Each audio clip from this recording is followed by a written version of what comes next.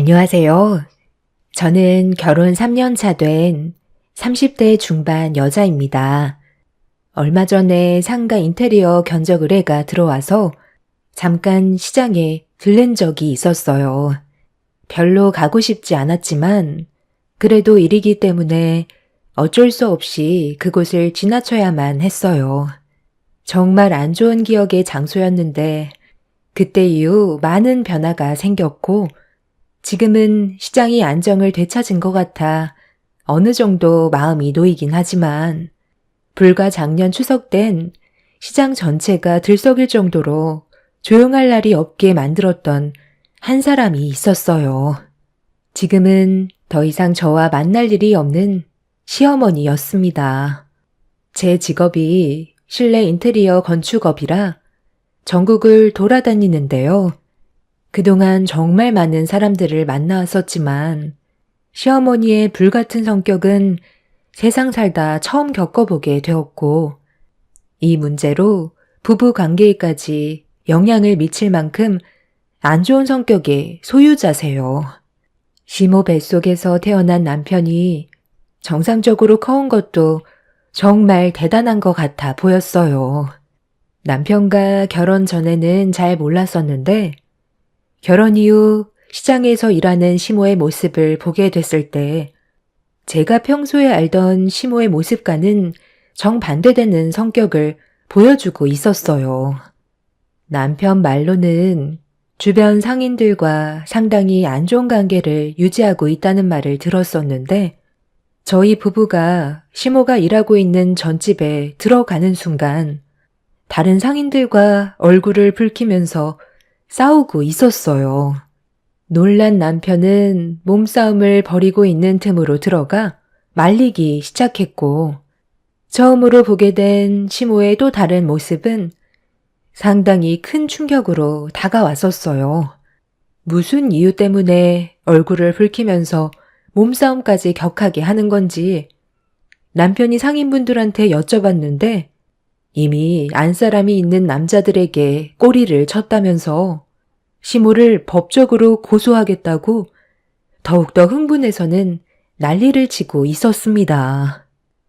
나 참, 내가 무슨 꼬리를 쳐? 너희들이 남편 간수 못한 걸 왜 내 탓을 하는 건데? 술 먹고 싶어서 전집에 들어온 것까지 내가 들어오지 못하게 막아야 되는 거야? 상판태기가 그 모양으로 생겼으니 매사가 불안하겠지. 얼마나 마누라 구실을 못했으면 자기 남편이 다른 여자한테 눈을 돌리겠어? 고래 자기 남편이라고. 나랑 눈 맞을까봐 불안해?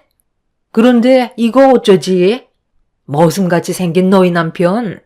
내 눈에 성도 안 차거든.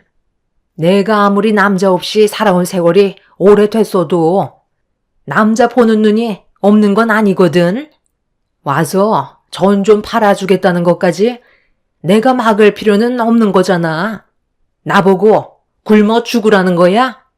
어디서 퇴도 않는 말로 사람을 상간녀로 몰아가고 있어? 한 번만 더 내 식당에 찾아와서 깽판 치면 그땐 내가 널 가만 안 둘 거야. 내 말 알아들었으면 너희 못난 남편 데리고 당장 내 눈앞에서 사라져. 저렇게 성격이 고약하니까 그쪽 남편이 먼저 세상을 떠난 거 아니야? 주변 사람들이 뭐라고 그런 줄 알아?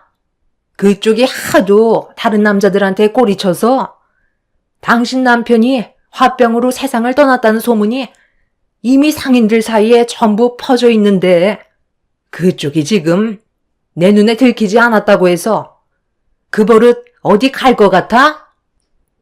시모의 식당에 쳐들어온 상인 아줌마들은 시모가 바람기가 심하다며 안 좋은 분위기로 몰아가고 있었습니다.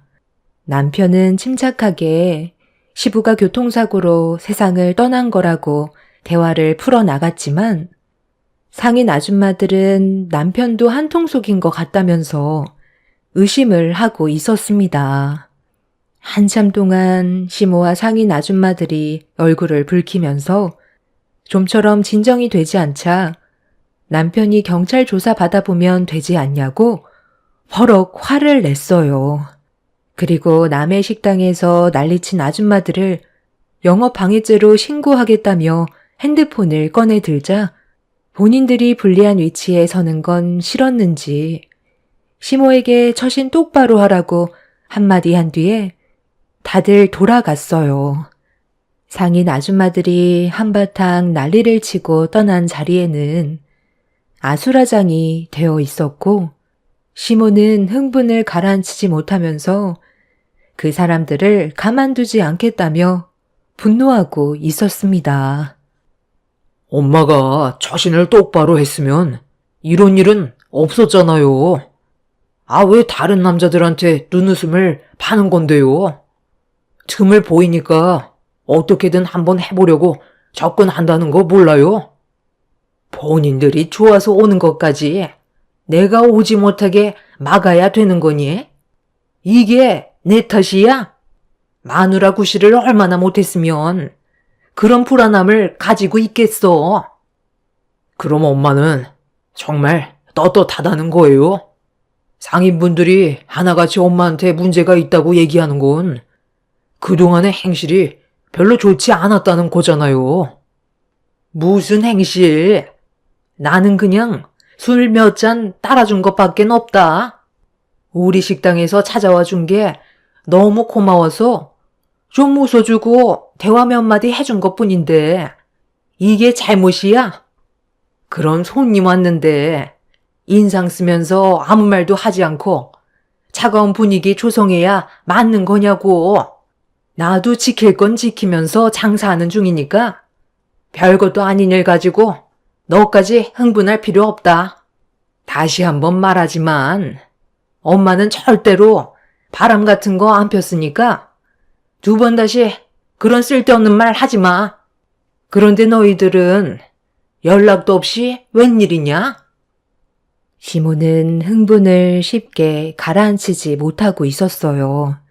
이런 일이 하루 이틀이 아니었는지 기분이 상당히 안 좋아 보였고 저희 부부는 주변에 깨지고 어질러진 식기들을 정리해 드렸습니다.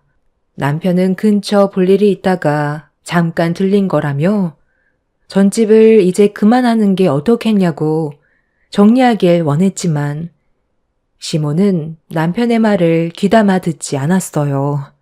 이런 문제가 계속해서 이어지다 보면 더 큰 사고가 날 수도 있을 것 같아 불안한 마음이 들었는지 시모를 설득하려 했지만 오히려 시모의 기분을 더 안 좋게만 만들었어요.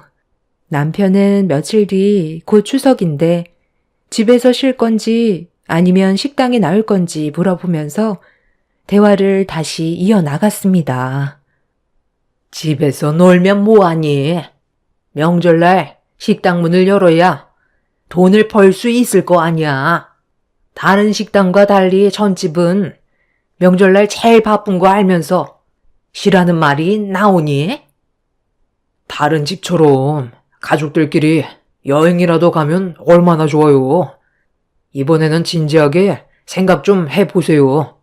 오늘 저녁이나 같이 하려 했는데 이런 기분으로는 힘들 것 같네요. 정리도 다 끝났는데 엄마도 이제 그만 들어가세요. 그리고 앞으로는 술 따라주거나 선 넘는 그런 행동은 삼가해 주시고요. 괜한 오해 사잖아요. 그럼 네가 한 달 용돈 500 맞춰줄 수 있어? 그럼 전집 정리하고 나도 내 인생 즐기면서 살란다. 그런데 네가 말하는 조건 맞춰주기 힘들 것 같으면 나한테 싫어 마라. 그딴 말 하지 말고 너나 똑바로 처신 차례. 여자들은 주변에 조금만 조건 좋은 남자들이 꼬이면 금세 그쪽으로 정신 팔려가게 되어 있어.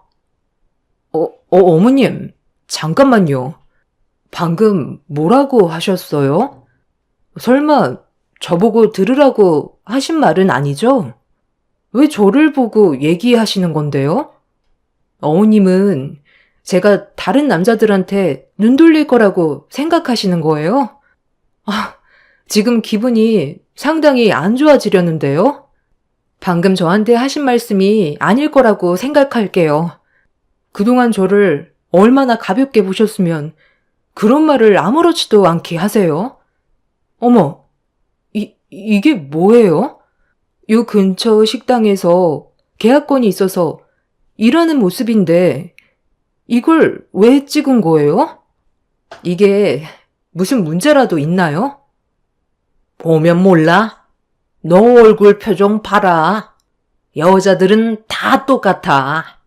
아무리 본인이 그런 사람이 아니라고 말을 해도 내면에 박혀있는 본성은 겉으로 드러나게 되어 있거든. 내가 잠깐 외출할 일이 있어서 나가던 길에 네가 일하는 모습을 보게 됐는데 상가 주인한테 눈웃음 치고 난리도 아니더구만. 직업 특성상 원래 그런 거니? 실내 인테리어라는 게 고객한테 상냥하게 눈웃음 치는 것도 포함이 되어 있는 거야? 그 사진 잘 봐라. 아주 좋아 죽더구만. 왜? 일 끝나고 너한테 술 한잔 하자고 하디? 어머님, 이게 지금 뭐 하는 거예요? 고객한테 친절하게 응대해드리는 모습인데 이걸 그런 식으로 함부로 해석해서 사진까지 찍으셨어요? 저 상가 주인이 실내 인테리어 공사 마감을 전부 끝냈는데 갑자기 변심해서 다시 수정해달라고 요청을 하는 바람에 난처한 상황이 생겨 대화를 주고받고 있던 거였어요. 누가 봐도 일적으로 나누는 대화 같은데 어머님이 저를 그런 식으로 판단했다는 게 정말 기분이 좋지 않네요. 당장 사과하세요. 틀린 말 한 것도 아닌데 무슨 사과? 아들, 네가 봐도 내가 사과해야 될 일인 것 같니? 내가 봤을 때 너는 조만간 바람기 때문에 내 아들과 이혼할지도 모르겠다. 저는 더 이상 시모와 대화조차 나누고 싶지 않아 식당에서 뛰쳐나왔어요. 남편은 시모에게 소리치면서 한마디 한 뒤 저를 급하게 따라왔고 시모의 생각 없는 말들이 저에게 너무 큰 상처를 줬는지 결국 차 안에서 서러움에 눈물을 쏟아내 버렸습니다. 제가 고객과 일하는 모습을 사진으로 찍었던 시모는 어떤 상황이었는지도 모르면서 그 모습을 바람 피우고 있는 장면이라고 오해하는 것 자체가 너무 어이가 없었어요. 상가 주인이 원하는 대로 인테리어 공사가 끝이 났는데 다시 수정해 달라고 요청했을 땐 문제가 심각했었어요. 전날에는 마음에 든다고 다음날 나머지 인테리어 비용 입금하겠다더니 갑자기 마음이 바뀌었다면서 원하는 대로 바꿔주지 않으면 돈을 주지 않겠다면서 다음 일정일까지 차질이 생기게 만들었어요. 추가적인 수정사항에 대해서는 인테리어 비용이 더 들어가기 때문에 일단 현재 마무리가 된 공사건에 대해서는 돈을 입금해 줘야 한다고 사정을 했었는데 상가 주인은 아예 돈을 주지 않았었고 그런 난처한 상황을 해결하기 위해 진상 고객과 진단 빼고 있었는데 시모는 그 모습을 보고 제가 다른 남자한테 해프게 눈웃음 치고 바람 피우려는 것 같은 행동까지 보였다는 충격적인 말로 제 마음에 큰 상처를 안겨줬었습니다. 여자라는 이유 하나로 현장에서 무시당하는 것도 서러운데 시모까지 저를 가벼운 여자로 생각하고 있었다는 게 눈물을 흘리게 만들었어요. 시모는 본인이 뭘 잘못했는지조차 인지하지 못하고 있었고 이런 기분으로 얼굴을 마주하고 싶지 않아 연락 자체를 안 했습니다. 그런데 명절 전날까지 전화 한 통 하지 않자 시모가 남편한테 전화를 했어요. 어차피 받아봤자 기분만 상할 것 같아 무시하고 있었는데 그날 저녁 시모가 직접 집으로 찾아왔어요. 동네가 떠나갈 정도로 현관문을 두드리면서 당장 얼굴 좀 보자고 하는데 문을 열어줄 때까지 난리칠 것 같아 남편은 어쩔 수 없이 현관문을 열어줬어요. 시모는 왜 전화도 안 받고 문자 보내도 연락 한 통 없냐면서 흥분을 가라앉히지 못하고 화를 내길래 남편이 침착하게 대화를 이끌어 나갔습니다. 저번에 식당에서 엄마가 이 사람에 대해 함부로 판단했던 거 아직 사과 안 하셨잖아요. 왜 이렇게까지 안 좋은 상황으로 계속 몰아가는 거예요? 저희가 전화를 받지 않는다는 건 그만큼 화가 났다는 건데 문 안 열어준다고 현관문이 부서질 정도로 두드리는 게 맞는 거냐고요? 언제까지 상황을 안 좋게 만들 거예요? 저번에 식당에서 며느리한테 했던 말 때문에 아직까지 이러는 거야? 내가 오해할 수도 있는 거지. 이 문제로 나랑 아예 연락 끊고 살려고 했었어? 어차피 어머님은 저한테 사과하실 마음 없잖아요. 그러니 용건만 간단히 해주세요. 무슨 일 때문에 오신 거예요? 속 좁게 계속 이럴 거니? 그래, 용건만 간단히 하고 나가마. 내일 너희들 식당에 와서 일손 좀 도와줘야 되겠다. 이번에 처음 주문이 상당히 많이 들어와서 나 혼자선 주문 들어온 걸 전부 끝낼 수 없을 것 같아 부탁하는 거니. 내일 아침 일찍 식당으로 나와주면 좋겠다. 일에 대한 보수는 챙겨줄 테니 걱정하지 말고 그렇게 해줄 수 있지? 명절날 돈을 많이 벌어놔야 여유 있게 생활할 수 있으니 내일 꼭 식당으로 나와줬으면 좋겠다. 그럼 그렇게 알고 이만 가마. 글쎄요. 생각 좀 해봐야 할 것 같은데요. 방금도 말씀드렸잖아요. 지금 이 상태에서 용돈벌이 한답시고 저희가 전 부칠 기분이겠어요? 아, 그래. 내가 그땐 생각이 짧았다. 나는 네가 어떤 상황인지 모르니까 내 멋대로 상상했던 것 같은데 다음부터는 너한테 상처 주는 일 없을 거다. 내가 미안했다. 시모는 본인의 일을 위해서 어쩔 수 없이 억지로 저에게 사과하는 게 느껴졌어요. 제가 아무 말도 하지 않고 있자 시모는 몇 번이나 사과를 하셨고 앞으로 한두 번 볼 사이도 아닌데 계속 얼굴 붉히는 것보단 서로 좋게 풀자면서 계속 사정을 하길래 어쩔 수 없이 시모의 부탁을 받아줬어요. 다시는 실수하지 않겠다는 시모의 말을 믿어보기로 했었습니다. 결국 다음날 저는 남편과 함께 시모의 식당에서 일손을 돕기 시작했어요.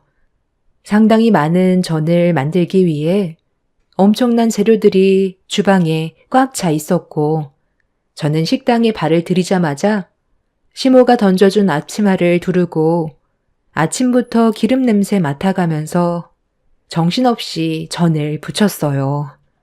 그렇게 주문한 전을 가져가시는 분들도 있으셨고 식당에서 식사를 하시는 분들도 계셨어요. 그러다 보니 남편과 저는 주방에서 나오지도 못한 채 계속해서 전을 만들어야만 했는데 어느새 전을 부칠 식재료가 거의 다 떨어져서 남편이 길 건너에 있는 마트에 잠깐 들려 급한 대로 식재료를 사오려고 나간 순간 예상하지 못한 일이 터져 버렸어요. 아침부터 정신없이 전만 부쳤지 식사는 하지 못해서 허기가 지기 시작했어요.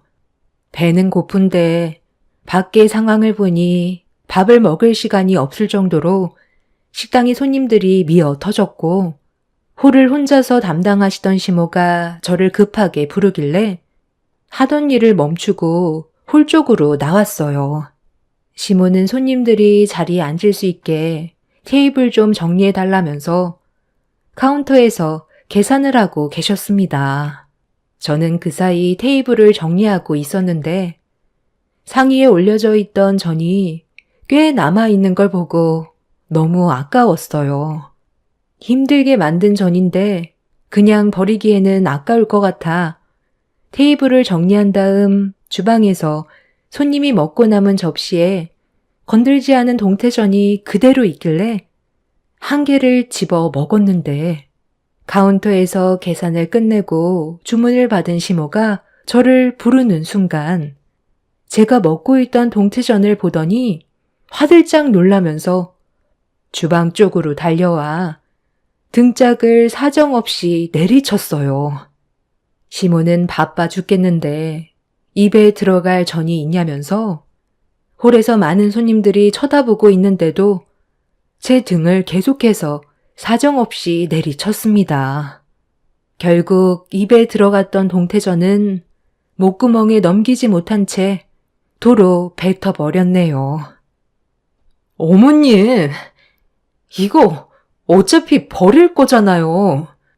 힘들게 부친 건데 건들지도 않은 거라 아침부터 아무것도 안 먹어서 손님이 먹다 남은 접시 위에 있는 동태전 하나 주워 먹었는데 이게 그렇게 잘못됐어요?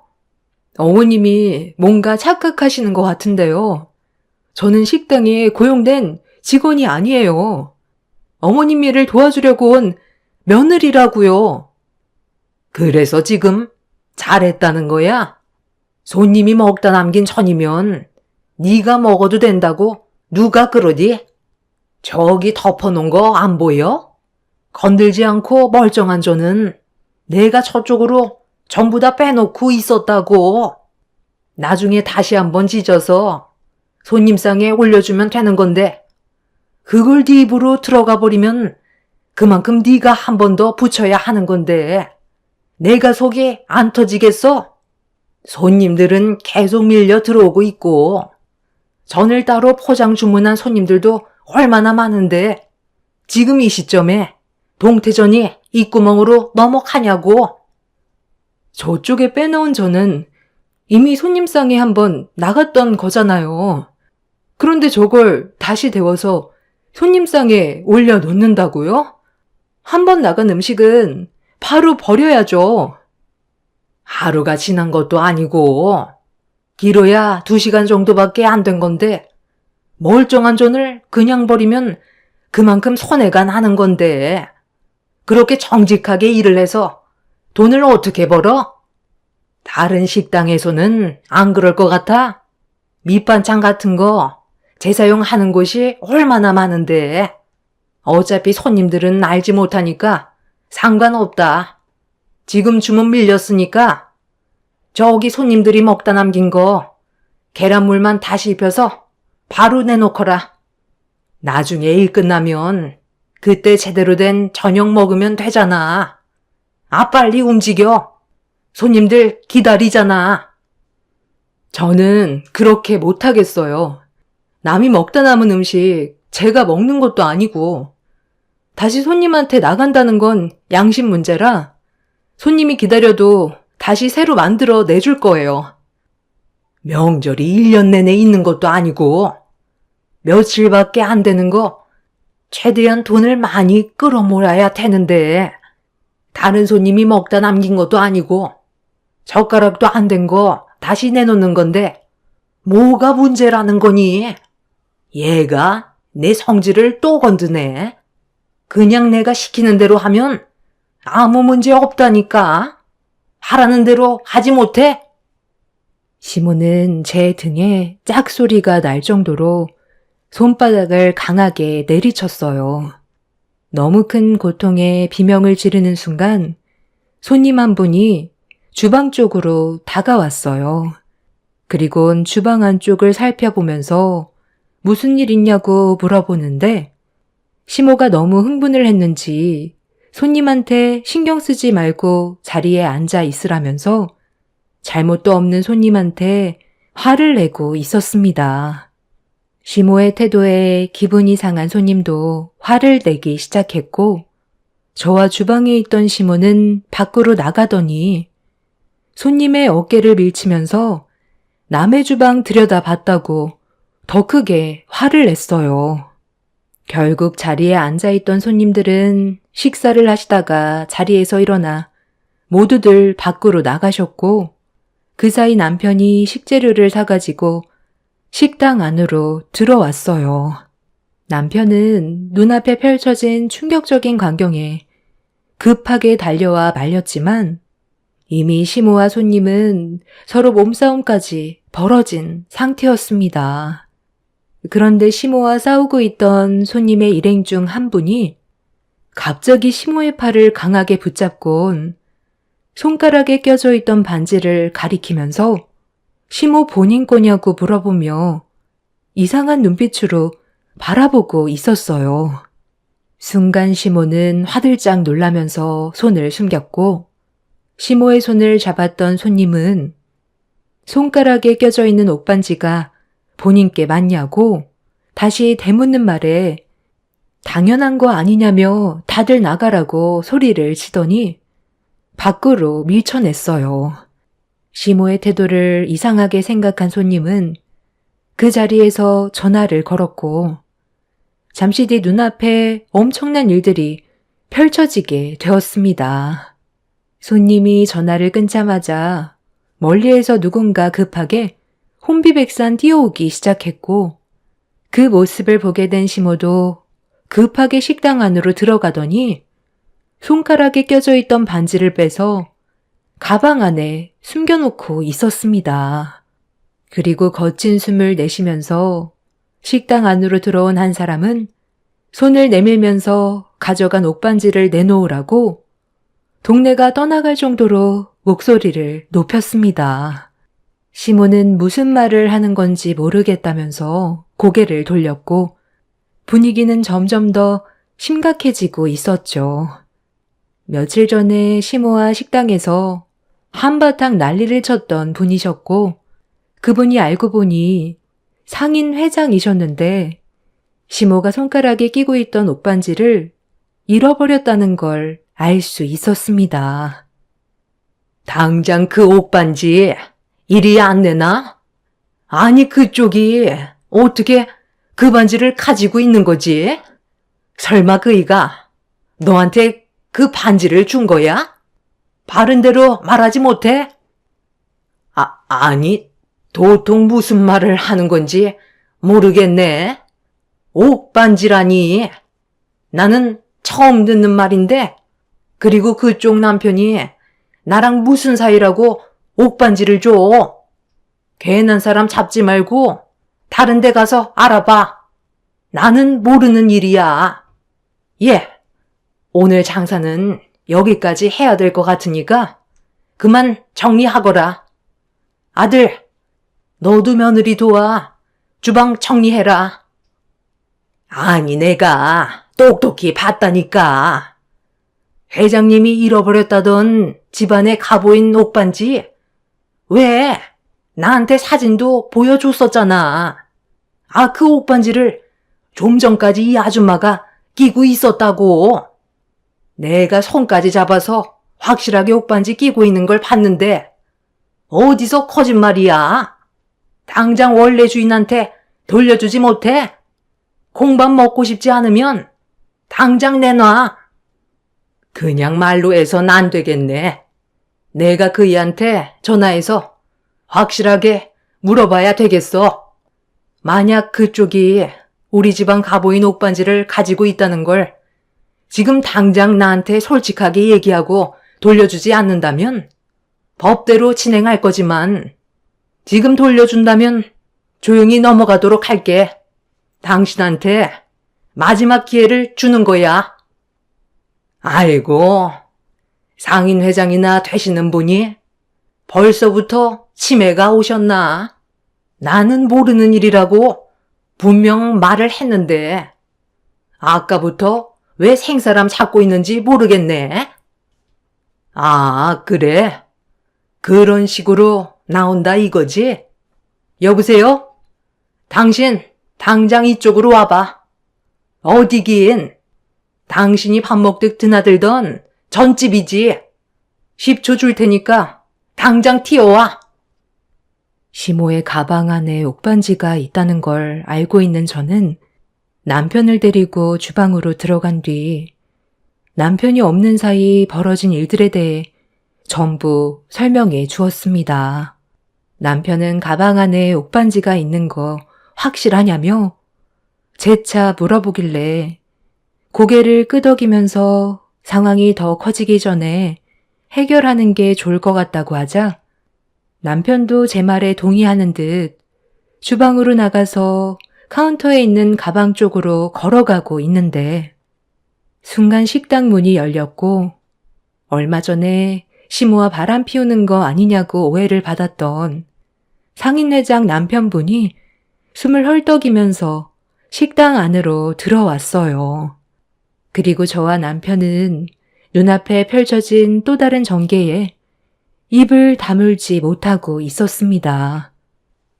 아, 저기, 내가 저번에 줬던 옥반지. 그냥 돌려주는 게 좋겠어. 그러니까 내가 걸리지 않게 집에서만 착용하라고 했잖아. 왜 식당에까지 나와서 끼고 있는 건데? 역시나 그런 거였어. 일이 이렇게 됐으니 이제 어쩔 수 없네. 당신이 저 전집 아줌마한테 우리 집 가보인 옥반지를 몰래 가져가 줬다는 것만도 상간 소송이 가능하다는 거 알지? 우리가 이 시장에서 서로 얼굴 보고 지낸 세월이 몇 년인데 몰랐다는 말은 절대 통하지 않는 거 알잖아. 나도 요즘 들어 당신이 나한테 이미 마음이 떠났다는 걸 알고 있었는데 이렇게까지 행동할 줄은 몰랐네. 내 물건에 손을 대서 저 여자에게 줬다는 건 다른 물건도 줬다는 거잖아. 집안의 가보에 손을 댈 정도면 또 다른 물건들도 주지 않았겠어? 너희 둘이 어디까지 간 거야? 도대체 진도를 얼마나 뺐길래 옥반지를 넘기는 거냐고. 여보. 내가 미안해. 잠깐 정신이 좀 나갔었나 봐. 나 당신 아니면 빈 껍데기인 거 알지? 등따시게 살다 보니까 잠깐 한눈을 팔았지만 내 마음을 전부 준 건 아니라고. 이렇게 된 거 내가 솔직하게 전부 다 말할게. 당신이 가지고 있는 금품들 한두 개씩 가져다 줬었어. 그런데 이건 나만 그런 게 아니야. 우리 시장에서 일하는 남자들 중에 금옥씨를 안 갖춰간 남자가 없을 정도라니까. 다른 남자들도 이미 금옥씨한테 엄청나게 많은 금품을 바쳤다고. 어머머머, 너희들이 나 좋다고 따라다닌 거잖아. 나는 그냥 가만히 있었을 뿐이라고. 왜 나한테 전부 다 뒤집어 씌우는 건데? 본인들이 좋아서 따라다닌 걸 왜 나한테 그래? 금옥씨 남편분 죽고 혼자 사는 게 외롭다면서 술 먹으러 오는 양반들한테 먼저 꼬리친 게 누군데 그래? 당신 나랑 며칠 전에 호텔도 갔다 왔잖아. 상인 회장의 남편분이 마지막으로 뱉은 한마디에 그 자리에 있던 모든 사람들은 난리가 났고 충격적인 말을 듣게 된 상인 회장은 본인 남편의 뺨에 손을 올린 뒤 시모의 머리채를 잡아 사정없이 흔들었어요. 상인 회장은 옥반지를 내놓으라고 난리를 쳤고 시모는 받은 걸 줄 수 없다면서 상인 회장의 머리채를 잡았습니다. 남편은 그만 좀 하라면서 시모의 가방 안에 옥반지가 들어있다며 시모의 가방을 뒤집었는데 그 안에서 금품들이 우수수 떨어졌고 그 안에 옥반지가 들어 있었습니다. 상인 회장은 바닥에 떨어진 금품들을 보고 그 자리에 주저앉았어요. 바닥에 펼쳐져 있던 금품이 거의 다 상인 회장이 가지고 있던 거라는 걸 알 수 있었습니다. 이 소문을 듣고 달려온 시장 사람들이 시모를 가만두지 않겠다면서 자기 남편과도 호텔에 드나들었냐고 식당을 난장판으로 만들었어요. 그날 결국 경찰이 식당 안으로 들어와 중재한 끝에 상황이 정리되는 듯 싶었지만 시장 상인분들도 똑같이 금품이 없어졌다는 말에 시모의 집에까지 찾아가게 되었습니다. 그리고 그 안에서 다른 상인분들이 착용하던 금품들이 쏟아져 나왔고 시모는 그 자리에 주저앉아 전부 다 자기 거라며 주는 대로 받았을 뿐이라고 땅을 치셨습니다. 이 문제로 많은 사람들에게 상간소송을 당했고 시모는 시장에서 결국 내쳐지게 되는 안 좋은 결과를 겪게 되었습니다. 남편도 시모의 상상하지 못했던 충격적인 행동들 때문에 많은 실망을 했는지 지금까지 얼굴을 안 보고 지내고 있어요.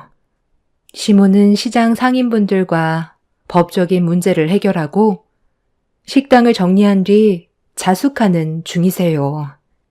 시모의 이중적인 성향 때문에 많은 사람들이 상처를 받았고 지금은 연을 끊어버렸지만 다른 곳에서 또 다른 사고를 칠까봐 걱정이긴 합니다. 그런데 최근에 상인분 말로는 돈 많은 남자 하나 붙잡아서 살고 있는 것 같다는데 저희 가족에게 피해가 가지 않았으면 좋겠어요. 올해 명절에는 왕래 없이 조용히 넘어가겠지만 점점 불안해지는 마음은 왜 드는 걸까요? 여자의 촉이라는 건 무섭다던데 너무 조용하니 그 또한 걱정이네요. 추석 명절이 다가오니 과거에 있었던 일들이 떠올라 사연을 신청하게 되었네요. 곧 다가올 추석 연휴에 가족분들과 즐거운 시간 보내시길 바랍니다. 감사합니다. 안녕하세요. 저는 남편과 이혼한 지 6개월 차 접어든 40대 여자입니다. 최근에 병원을 잠시 다녀온 적이 있었어요. 그 이유는 전시모의 건강이 많이 약해지셨는지 제 얼굴이 보고 싶다고 하셔서 마지막일지도 모를 것 같아 잠깐 들렸었어요. 저를 많이 기다렸는지 병실에 들어가자마자 반겨주셨고 제 손을 꽉 잡더니 놓아주지 않았어요. 시모가 저를 바라보는 눈빛에서 힘이 거의 느껴지지 않길래 시간이 얼마 남아있지 않다는 걸 알 수가 있었습니다. 그래서 최대한 옆에 있어드리려 했는데 전 남편이 들어와 저와 눈이 마주쳤어요. 저와 시모에 대한 분노가 가득했던 그 사람은 저를 보자마자 난리를 치길래 어쩔 수 없이 집으로 돌아왔습니다. 본인이 잘못을 해놓고 남 탓을 하는 모습이 아직까지 정신을 차리지 못했다는 걸 알 수가 있었어요. 이렇게까지 관계가 틀어진 이유는 전 남편의 잘못된 행동이 불러온 결과였는데 본인의 입장은 다르다고 시모와 제가 내린 결정에 대해 아직까지 불만을 가지고 있습니다. 4년 전부터 시모의 건강에 적신호가 켜지게 되면서 저희 집에서 지내시게 되었는데 저는 시모와 함께 생활하는 거에 큰 부담이 없었던 반면 남편은 저와 반대로 상당히 불편해했어요. 그래도 건강에 문제가 생겨 도움이 필요하신 상태인데 남편은 온갖 불만을 겉으로 전부 다 표현하고 있었습니다. 시모가 저희 집에서 생활하기 전부터도 남편은 시모에 대한 불만이 상당했었어요. 이유는 시부가 돌아가신 뒤 남겨진 재산을 남편의 목 빼곤 일절 넘겨주지 않았거든요. 그런데 시모 입장에서도 다 그럴 만한 이유가 있었어요. 당연히 자식을 위해서라면 어려운 상황이라든지 돈이 필요할 때 모든 걸 꺼내서라도 도와주는 게 맞지만 제가 시모의 입장이었어도 남편을 도와주지 않았을 것 같습니다. 그만큼 남편의 행동에는 문제가 많았었죠. 시부가 살아 계셨을 때도 그랬지만 남편은 돈에 대한 소중함을 많이 인지하지 못하고 있었어요. 그동안 살면서 시부모님의 그늘 아래 부족함 없이 커서 그런지 돈 떨어지면 시부모님한테 손을 벌리면 된다는 생각을 항상 가지고 있었어요. 그렇다고 시부모님이 남편이 원하는 대로 해주는 성격도 아니었지만 저와 아이들이 걱정이 돼서 어쩔 수 없이 금전적인 도움을 주셨습니다. 남편은 회사에 다니는 걸 상당히 싫어해서 오래 다니는 꼴을 못 봤어요. 길어야 6개월 정도였는데 항상 그만두기 한 달 전쯤에 회사에 대한 불만을 가지고 있었습니다. 정말 아이들 때문에 참고 사는 거지. 애들만 없었어도 바로 이혼 서류 던졌을 텐데 그렇게 하지 못한다는 현실이 너무 답답하기만 했어요. 시부가 살아 계셨을 땐 중간에서 남편을 통제했기 때문에 눈치 보이니까 어쩔 수 없이 회사를 다녔었는데 시부가 떠나시고 시모 혼자 계시게 되자 남편은 제멋대로 행동하면서 돈을 흥청망청 쓰면서 살았습니다. 돈 관리를 제가 하고 싶어도 자기가 벌어들인 돈에 대해서는 일절 관여하지 못하게 했어요. 저도 일을 하고 있었던 상황이라 그나마 입에 풀칠하고 있는 건데 남편은 10년 동안 가족을 위해 한 일이 아무것도 없었습니다. 이런 어려운 상황 속에서 시모의 건강까지 문제가 생기게 되자 남편은 지갑을 열지 않는 시모가 하루빨리 세상 떠나길 손꼽아 기다리고 있었어요.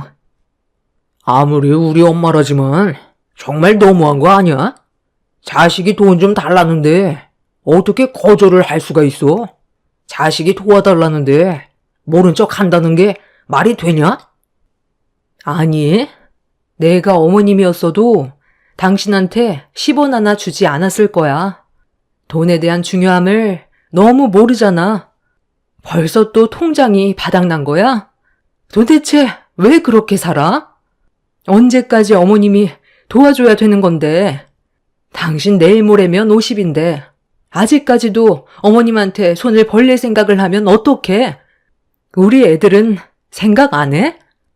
당신이 앞으로 일할 수 있는 시간이 얼마나 될 것 같은데 그 전에 우리도 자리 잡고 안정적인 생활을 유지해야 될 거 아니야. 나 혼자 일해서 아이들 키울 거면 뭐하러 같이 살아? 차라리 이혼하는 게 낫지. 나는 당신이 좋아서 옆에 붙어 있는 게 아니라 그래도 아빠니까 아이들이 조금이라도 의지하는 부분들이 있을까봐 참고 사는 거야. 지금 어머님 몸 상태가 많이 안 좋아지셨어. 밖에서 놀지만 말고 제발 옆에서 건강 좀 챙겨드려. 돌아가시면 후회밖에 안 남는다고. 누구나 늙으면 떠나게 되는 게 당연한 건데 4시간 느려서 뭐하러 옆에 붙어 있어? 어차피 내가 뭔 짓을 하든 오래 버티지 못하잖아. 그냥 가시라고 해. 그래야 전 재산 나한테 전부 다 들어오지. 나는 우리 엄마가 하루빨리 세상 떠나길 손꼽아 기다리고 있는 중이야. 조금만 버티면 돈도 들어오고 잔소리할 사람도 없으니 얼마나 좋아? 당신 앞으로 나한테 잘해야 될 거야. 그래야 콩고물이라도 떨어지지. 지금처럼 행동하면 국물도 없을 줄 알아. 어머님, 연명치료 거부하셨어. 병원에서 항암치료 받는 거 거절하셨다고. 앞으로 얼마나 버티실지 모르는데 그래도 마음 편히 보내드려야 하지 않겠어? 아, 나 좀 제발 그냥 놔둬. 누가 보면 당신이 딸인 줄 알겠다. 너 나한테 계속 이러는 거 엄청 속 보이는 거 알아? 우리 엄마 그냥 요양원 보내면 되는 거지. 집에 데리고 들어온 건 너무 오버하는 거 아니냐고. 너한테 돈 좀 주겠대? 그래서 보살펴 달라고 그러디? 내 앞에서는 온갖 착한 척 다 하더니 너도 나랑 다를 게 뭐야? 돈 앞에서는 다 똑같아지는 거라고. 하기야, 우리 엄마가 가지고 있는 재산의 일부가 당신한테 넘어가면 앞으로 돈 걱정 없이 살아갈 수 있을 테니까 잘해주는 척, 옆에서 챙겨주는 척 가식 떨고 있는 거겠지. 내 두 눈에도 훤히 보이는데 우리 엄마라고 안 보이겠냐? 돈 받을 수 있다는 생각 쓰레기통에 처박는 게 좋을 거야.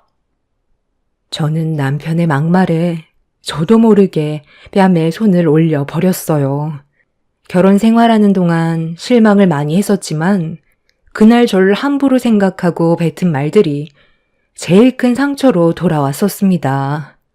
남편은 저에게 뺨을 맞게 되자 순간적으로 손을 머리 위로 올렸지만 제 얼굴에 손을 대지는 않았습니다. 그런데 이 모든 상황들이 방에 누워있는 시모 때문이라면서 방으로 들어간 남편이 시모를 모시고 나와 밖으로 나가려는 돌발 행동을 저질렀어요. 제가 팔을 붙잡으면서 뭐 하는 짓이냐고 뜯어 말렸지만 이미 남편의 눈은 뒤집혀 있는 상태였습니다. 그렇게 시모를 차에 태운 뒤 향한 곳은 시댁이었어요. 시모에게 집 밖으로 나오지 말라면서 한 번만 더 도움을 요청하면 그땐 요양원에 보내버리겠다고 목소리를 높였습니다.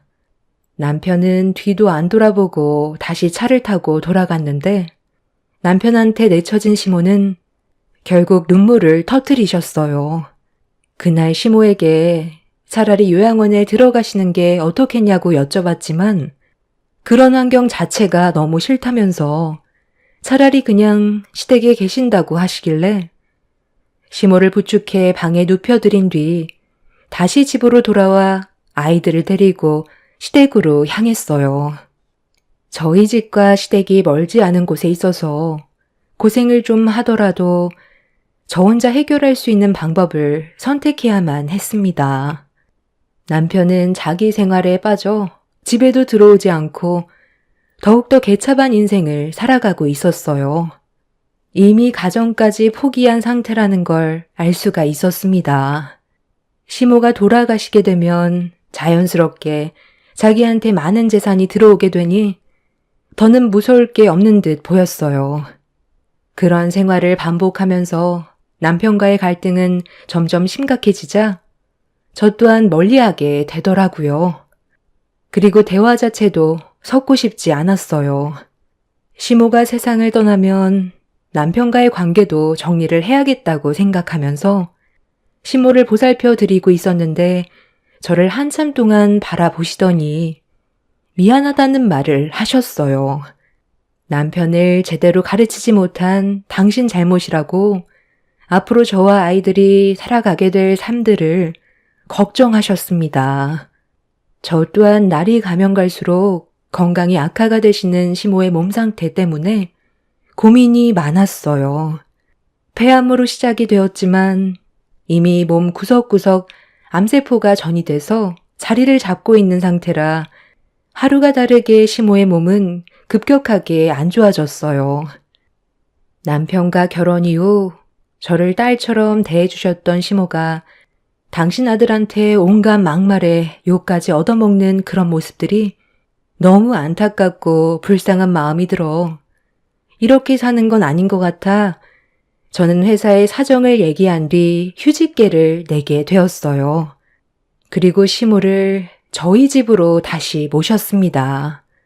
아이들 등교 문제도 저 혼자 감당하기에 너무 벅찼던 상황이라 저희 집에서 모든 걸 해결해야 저 혼자 아이들과 시모를 책임질 수 있었습니다. 남편은 낚시에 미쳐서 집에 안 들어온 지 몇 달이나 되었었고 그 시간 동안 저는 언젠가 마지막이 될지 모를 시모와 소중한 시간을 보냈어요. 낮보다 밤에 기침을 많이 하셨던 시모가 어느 날부터인가 낮에도 기침을 많이 하셔서 편하게 누워 계시지 못하시길래 병원에 가는 게 좋을 것 같다고 했지만 끝까지 가고 싶어 하지 않으셨어요. 저는 고집 부리는 것보단 제대로 된 약 처방을 받는 게 좋을 것 같다며 구급차를 부르려는데 몸 좀 진정이 되면 그때 생각해보자고 누워 계시고 싶어 하시길래 이런 상황들이 저도 많이 답답했었습니다. 열도 쉽게 떨어지지 않아 오전에 해열제를 드린 걸로는 안 될 것 같아 해열제를 또 드리려고 거실로 나와 주방 테이블에 있는 약에 손을 쥐고 있는데 갑자기 현관문 비밀번호를 누르는 소리가 들렸고 남편이 만취가 된 상태로 양손에 낚시로 잡은 물고기를 한가득 가지고 들어왔어요. 저를 빤히 쳐다보던 남편은 테이블 위에 올려져 있는 타이레놀과 약봉투들을 보더니 한숨을 푹 쉬면서 동네가 떠나갈 정도로 막말을 퍼붓고 제 뺨에 손까지 올렸어요. 너 지금 나랑 뭐 하자는 거야? 그 약들 전부 다 뭔데? 내가 함부로 나대지 말라고 했을 텐데. 아파서 돼지든 말든 그냥 내버려 두라고 했잖아. 지금 이 시간까지 엄마 집에서 간병해 드리고 온 거냐? 제발 적당히 좀 해. 늙은이 나이 먹어서 세상 떠나는 건데 왜 가지 못하게 붙잡고 있는 거냐고? 내일 내가 엄마 집에 가서 한마디 해야 되겠네. 노인네가 언제까지 남한테 피해만 주고 살 거야? 이쯤 되면 곧 세상 떠날 때 된 것 같아 왔는데 당신이 약들 챙기는 거 보니까 아직 곡기도 안 끊었나 보네. 명줄 하나는 또 왜 이렇게 길어? 남아있는 사람 힘들게 하면 자기는 속 편한가? 고려장이 합법화돼야 이 세상의 늙은이들 뿌리를 뽑을 수 있을 텐데. 에휴, 집에 들어오면 스트레스야. 당신도 문제고 우리 엄마도 문제고 재산이 내 손에 들어온 순간 우리 이혼할 거니까 그렇게 알고 있어? 그렇다고 뺨을 때려? 너는 한평생 그 나이에 머물러 있는 줄 아나 본데 너도 곧 50이고 고개 한번 더 돌리면 60, 70 금방이야. 그때 돼서 우리 애들이 당신한테 나이 먹었다고 막말하면서 고리장 하겠다고 하면 기분 좋겠어? 어머님도 저런 몸 상태를 원하지 않으신다고. 당신이 자식이면 끝까지 도리는 다 해야 될 거 아니야. 나도 어차피 어머님 잘못되시면 당신이랑 함께 살 이유 전혀 없어. 누구는 이혼 안 하고 싶어서 버티고 있는 줄 알아? 그리고 어머님, 지금 저 방에 누워 계셔. 당신이 하는 말 전부 다 듣고 계신다고. 술 퍼먹고 들어왔으면 곱게 들어가 잠이나 자. 나도 지금 상당히 힘든 상황이라 너까지 이러는 거 받아줄 여유 없으니까 그만 들어가라고. 너 방금 뭐라고 그랬어? 엄마가 이 집에 들어와 있다고? 내가 분명 쓸데없는 짓 하지 말라고 했지? 그래서 약봉지 챙기고 있었던 거냐? 어머니, 지금 여기서 뭐 하는 건데요? 저는 돌아가는 거 보고 싶어서 작정했어요? 왜 이렇게 나를 힘들게 하는 건데요? 그냥 좀 내 눈앞에서 사라져 버리라고요. 너 지금 엄마한테 말 다 했니? 내가 그동안 너를 어떻게 키웠는데 그런 막말을 할 수가 있어? 해달라는 거 다 해줬으면 조금이라도 감사해야 되는 거 아니야? 감사요? 자식한테 감사를 바라는 것 자체가 너무 웃기지 않아요? 누가 이 세상에 태어나고 싶다고 했어요? 엄마 때문에 제 인생이 불행한 건 안 보이나 봐요. 지금 수중에 돈이 없어서 힘들어 죽겠다는데 도와줄 생각 조금도 없잖아요. 제가 왜 이런 고통을 겪으면서 살아야 되는 건데요? 엄마만 떠나면 그 재산 전부 나한테 들어올 테고 그럼 남은 인생 걱정 없이 이 세상 살아갈 수 있을 텐데 제가 바라는 건 딱 그거 한 가지예요. 엄마의 그 질긴 명줄 빨리 끊기는 거. 그때가 하루빨리 와야 엄마한테 감사한 마음이 들 것 같은데요. 시모는 막말을 퍼붓는 남편의 모습에 많은 실망을 했는지 몸을 천천히 일으켜 남편한테 다가가 시모가 가지고 있는 온 힘을 다해 뺨에 손을 올려 버렸어요. 뺨을 맞게 된 남편은 시모에게 정신 나갔냐고 소리치더니 시모의 몸을 강하게 밀쳤습니다. 말릴 새도 없이 순식간에 일어난 상황이라 쿵 하는 소리와 함께 정신을 잃게 된 시모의 모습을 보게 된 저는 비명을 지르면서 떨리는 손으로 119에 도움을 요청했어요. 남편은 그 정도로 떠나지 않는다면서 방으로 들어가 침대에 누워버리길래 저 또한 화가 머리끝까지 올라와 남편한테 정신 차리라며 찬물을 냅다 부어버렸어요. 그리고 경찰서에 신고해서 남편 좀 잡아가 달라고 도움을 요청하게 되었죠. 찬물을 뒤집어 쓴 남편은 아이들이 보고 있는 앞에서 집안의 물건들을 전부 다 때려 부수고 한바탕 난리를 쳤어요. 저는 아이들이 다치기라도 할까봐 밖으로 내보낸 뒤 깨어나지 못하는 시모 옆에서 남편이 집어던지는 물건들을 온몸으로 받아내었습니다.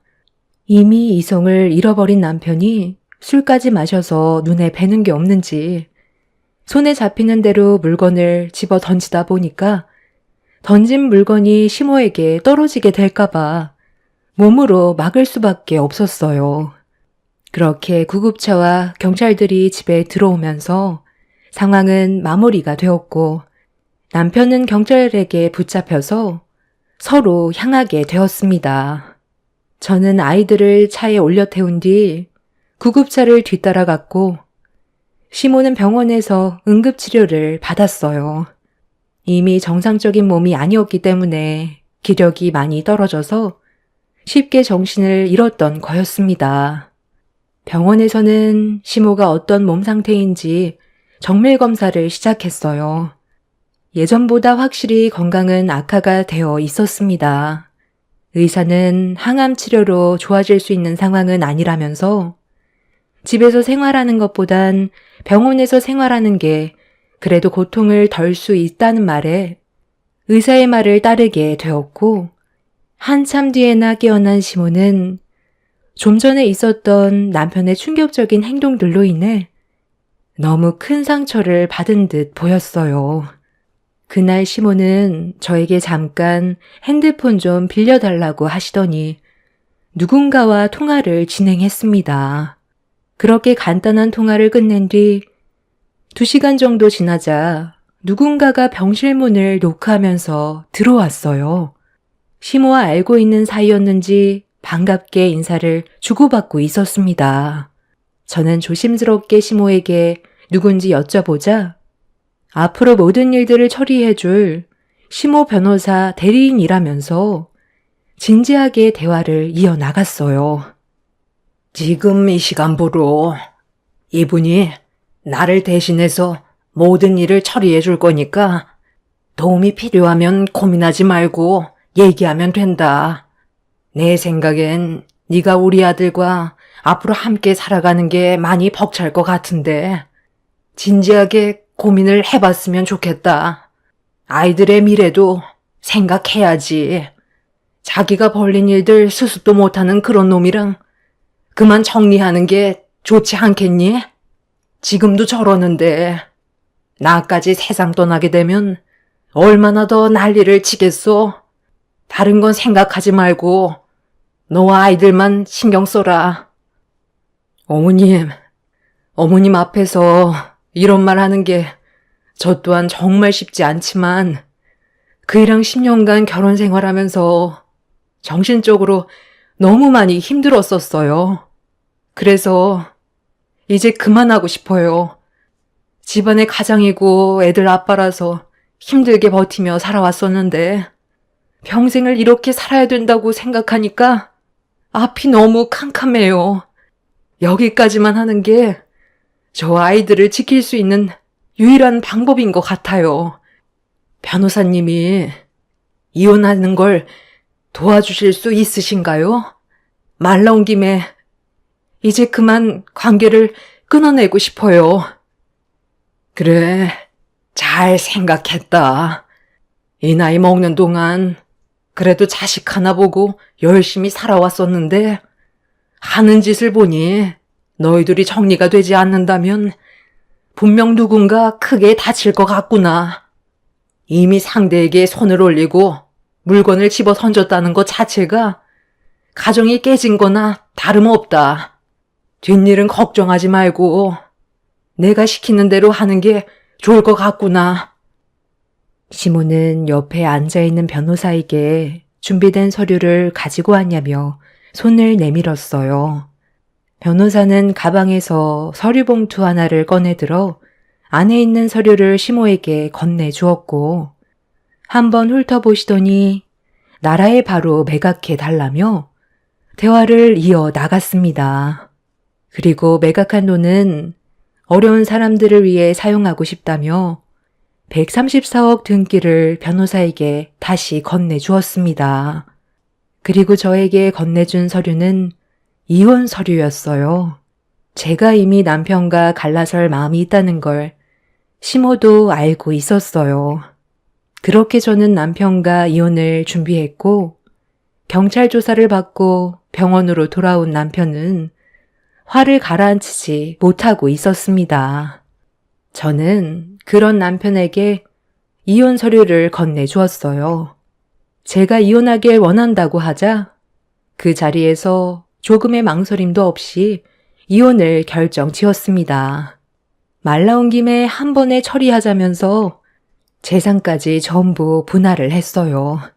남편은 제가 이혼 서류를 먼저 내밀어 주길 기다렸다는 듯 서둘러 끝내고 싶어 하길래 저도 망설임 없이 끝낼 수 있었습니다. 그렇게 남편과는 법적으로 더 이상 부부가 아닌 남이 되었고 저는 어떠한 관계도 아니었어요. 친자 포기각서까지 받아낸 상황이라 두 번 다시 얼굴 볼 일도 없었습니다. 하지만 저는 할 도리는 해야 됐기에 시모 옆을 지켜드렸어요. 그렇게 남편과 이혼을 한 지 3개월의 숙려기간이 지나면서 법적으로 모든 게 완벽하게 정리가 됐던 날, 그날도 어김없이 병원을 찾아갔는데 병실이 떠나갈 정도로 남편의 목소리가 밖에까지 들려오고 있었습니다. 너무 놀라 병실 문을 활짝 열어 젖히는 순간 남편의 손에 들려있던 스탠드를 보고 저는 비명을 지르면서 도와달라고 밖에 있는 관계자들에게 요청을 했어요. 병원 관계자들은 남편을 저항하지 못하게 붙잡았고 시모는 눈시울을 붉히면서 고개를 떨구고 있었습니다. 어떻게 된 거냐고 물어보니 남편이 시모가 134억짜리 건물을 처분한 걸 알게 돼서 화를 냈던 거였어요. 이 노인네가 자식 굶겨 죽일 작정이야? 그 건물이 어떤 건물인데 당신이 내 허락 없이 처분을 할 수가 있어? 당장 다시 되돌려 놓으라고. 나는 안 불쌍해 보여? 내가 이 세상에서 제일 불행한 인생을 살고 있는 거라고. 당신 자식으로 태어나서 지금까지 단 한 번도 행복한 적 없었어. 나를 불행하게 만들고 두 눈 감으면 속 편하게 떠날 수 있을 것 같아? 134억짜리 건물을 어떻게 내 허락 없이 처분할 수가 있냐고? 그럼 지금 뭐 남았어? 나한테 뭘 줄 게 남아있냐고? 너한테 줄 거 아무것도 없다. 한 푼도 안 남기고 너보다 불행한 사람들에게 전부 다 나눠줬어. 어차피 내가 가지고 있는 재산 너한테 들어가면 그 돈 흥청망청 사용할 거 아니야? 그래서 의미 있는 곳에 사용하고 싶었다. 네가 처음부터 정신이 온전하게 박혀 있었다면 나도 이런 결정을 내리지는 않았겠지. 그런데 너는 이미 며느리와 이혼을 했고 아이들까지 포기해버린 상태인데 그런 너한테 내가 왜 돈을 줘야 하지? 자기 가정 하나 돌보지 못한 놈한테 그 많은 돈 줘봤자 너는 이 마누라랑 아이들 내팽개치고 그 돈으로 인생을 즐기며 살겠지. 나는 며느리랑 손주들이 울고 있는 모습 절대로 볼 수 없다. 어차피 세상 떠나는 거 너한테 미련 없고 내가 하고 싶은 대로 하다가 떠날 거니까 두 번 다시 내 앞에 나타나지 마라. 내 배 아파서 너를 낳았지만 그건 내 인생 최대의 실수였다. 나도 엄마 자식으로 태어난 걸 후회하고 있다고요. 왜 나를 이 세상에 태어나게 해서 불행만 안겨주는데요? 다시는 찾아올 생각 없으니 하루빨리 세상 떠나버려요. 그래도 낳았으면 끝까지 책임져야 하는 게 부모된 도리 아니에요? 자식이 아무리 개차반 같아도 자식인 건 변함이 없는 거라고요. 그럼 당신은 우리 애들한테 아빠로서 뭘 했는데 아무것도 없으면서 어머님한테 왜 큰 소리야? 당신이 이러는 거 나중에 후회 안 할 것 같아? 오죽했으면 이런 결정까지 내렸겠냐고. 앞으로 정신 좀 차리고 살아. 당신이 지금 이해를 못한다 해도 늙고 힘없어지면 그때 돼서 분명 후회하게 될 거야. 너는 나랑 이혼했으면서 왜 또 여길 기어 들어와? 너 우리 엄마한테 돈 받은 거라도 있냐? 그래서 계속 찾아오는 거야? 내가 여기 오지 말라고 했지? 남편은 들고 있던 스탠드를 저에게 사정없이 휘둘렀어요. 관계자들은 그런 남편을 밖으로 내쫓아 버렸고 상황은 겨우 진정이 되었습니다. 시모는 그날 이후 건강이 급격하게 안 좋아졌어요. 시모는 그래도 자식이라고 살고 계셨던 집은 처분하지 않고 그대로 남겨두셨었는데 그날 남편의 행동에 너무 큰 상처를 받았는지 변호사 대리인을 불러 살고 계셨던 집까지 전부 다 처분을 하셨어요. 전 남편한테 돌아가는 돈은 거의 남아있지 않게 되었고 시모의 행동에 남편은 분노를 가라앉히지 못했습니다. 그리고 그날 이후 한동안 병원에 가지 못했었어요. 남편이 병실 앞에 죽치고 있어서 제가 접근하는 것조차 싫다며 들어가지 못하게 막고 있었어요. 그래서 전화 통화하는 것 외엔 별다른 방법이 없었는데 어느 날 시모의 건강에 문제가 생겼는지 제가 보고 싶다는 말에 서둘러 병원을 찾아가게 되었고 잠깐 사이에 급격히 안 좋아진 모습을 보게 된 저는 결국 눈물을 쏟아내었습니다.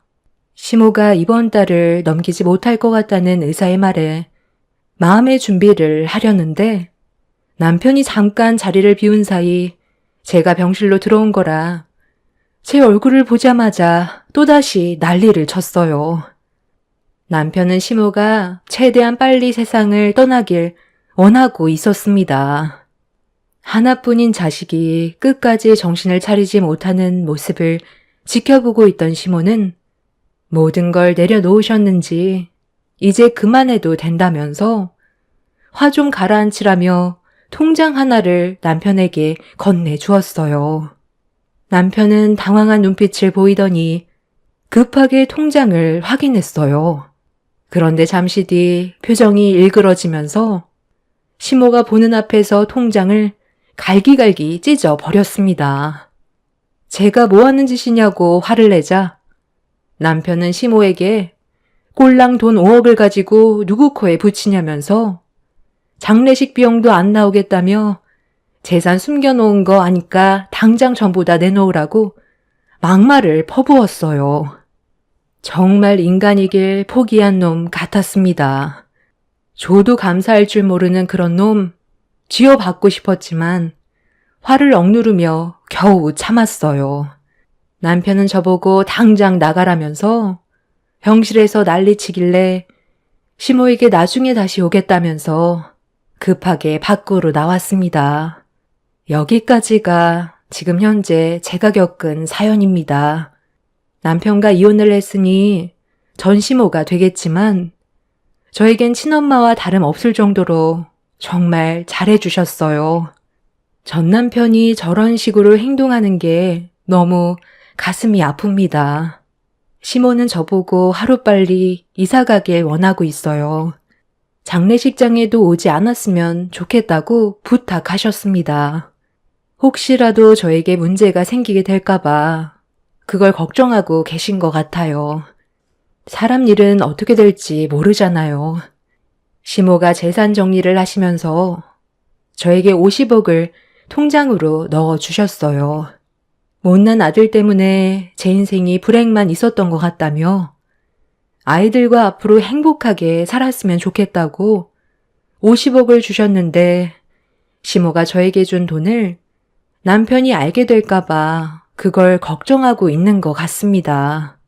입만 닫고 있으면 모르겠지만 사람 일 어떻게 될지 모르잖아요. 그래서 불안해하고 계세요. 전 남편은 제가 돈을 받은 것 같다며 의심을 하고 있지만 입을 닫고 있어서 아직까지는 별 문제는 없지만 저 또한 걱정이 안 되는 건 아니에요. 그래도 그동안 저를 딸처럼 대해주신 시모의 곁을 마지막까지 함께 해주고 싶어요. 변호사 말로는 시모가 저에게 준 재산을 알게 된다면 유류분 반환의 대상이 되는 유류분 산정의 기초재산에는 고인이 생전에 증여한 재산도 포함된다고 합니다. 그 증여가 유류분 권리자에게 손해를 가할 것을 알고 행해지는 것이라는 점을 유류분 권리자가 입증하게 된다면 제가 분리해 줄 수 있다는 말이 되는 거죠. 그래서 법적으로 소송이 가능하다는데 그렇게 되면 일이 복잡해지게 되니까 시모 뜻대로 이사를 가는 게 좋을 것 같다고 하네요. 엮여서 좋을 게 없다는 거 저도 잘 알지만 발이 떨어지지가 않아요. 제가 지금 이 시점에 이사를 가는 게 맞는 건지 모르겠어요.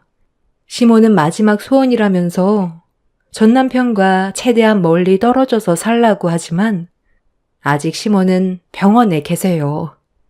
장례식도 못 본다는 게 너무 가슴이 아픕니다. 남편이 당연히 장례식 날 난리칠 게 뻔하지만 시모의 마지막 순간을 볼 수 없다는 게 너무 마음이 아픕니다. 단호하게 결정을 내려야 될까요?